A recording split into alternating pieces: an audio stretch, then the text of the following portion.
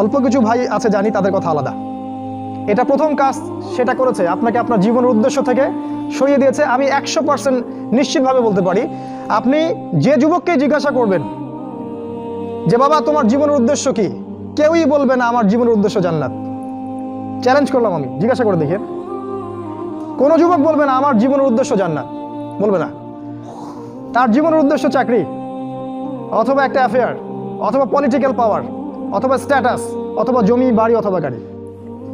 কারণ সমাজ এবং পরিবার তাকে এটাই শিক্ষা দিয়েছে, নিজের পায়ে দাঁড়াতে হবে বাবা তোমাকে।